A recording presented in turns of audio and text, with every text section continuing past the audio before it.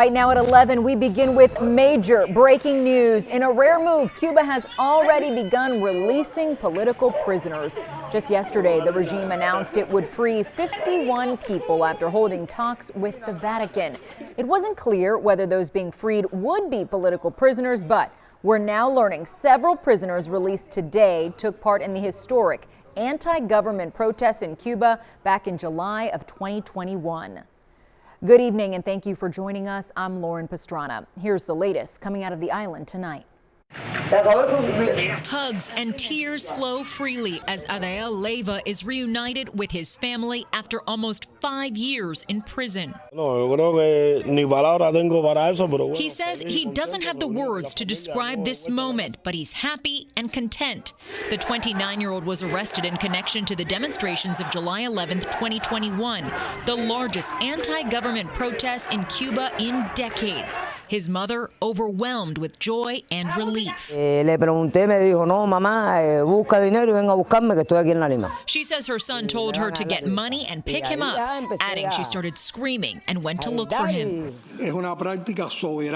Calling it a sovereign practice, Cuba's President Miguel Diaz-Canel says they are not being forced to release dozens of prisoners, but rather, he says releasing them says a lot about Cuba's humanitarian practices. The Cuban government said on Thursday that it was planning to release 51 prisoners in the coming days in the spirit of goodwill and close, fluid relations with the Vatican. We have seen and read the Pope Leo has requested that there should be negotiations between Cuba and the United States that can lead to a solution. Diaz-Canel said those being released served a significant portion of their sentences and have maintained good conduct while in prison.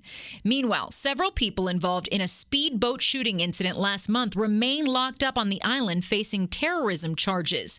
5 Cubans from Florida were killed, and according to Diaz-Canel, those who survived have acknowledged their participation and admit they were first to shoot at the Cuban Coast Guard. We are waiting for a possible already announced visit from FBI experts to participate in the joint investigation with our Ministry of Interior.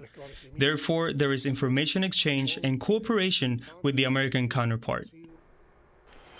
Cuba also confirmed today it's in talks with the Trump administration. Cuba's leader, Miguel Diaz-Canel, announcing both countries are in the early stages of a possible agreement as the crisis in Cuba deepens.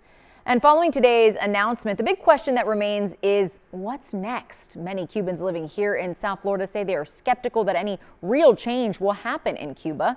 CBS News Miami's Nakaya Carrero is your reporter live in Little Havana. She joins us from Versailles Restaurant with reaction from the Cuban American community and local politicians. Nakaya?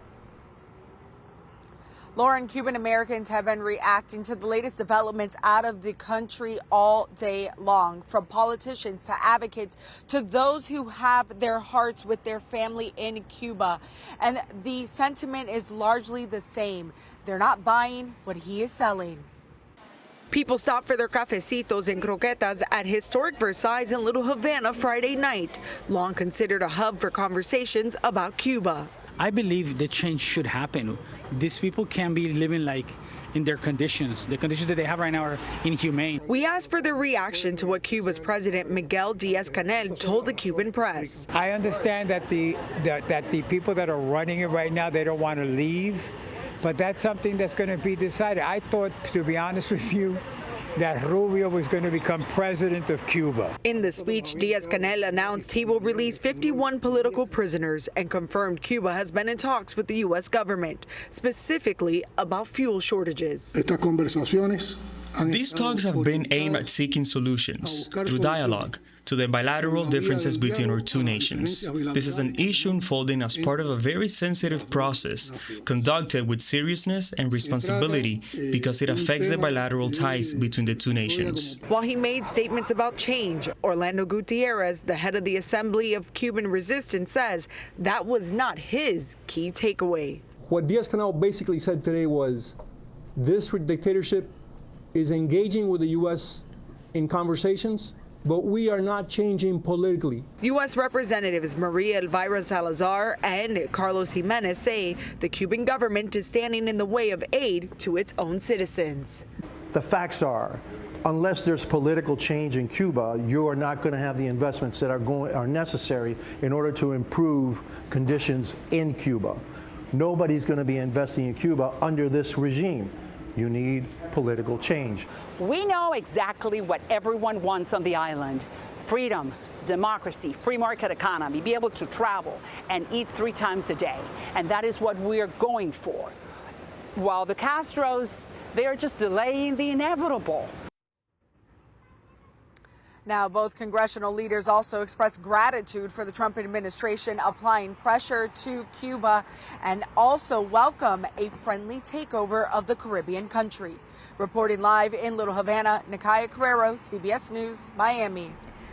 Nakaya, thank you. And Cuban state media announced 2 Mexican Navy ships carrying aid arrived in Havana today. This is the 4th shipment from the Latin American country. The ships are carrying food and hygiene products, but no oil. Today, Cuban leader Miguel Diaz-Canel said the island has not received an oil shipment in 3 months after the U.S. threatened to impose tariffs on any country that sends fuel to Cuba.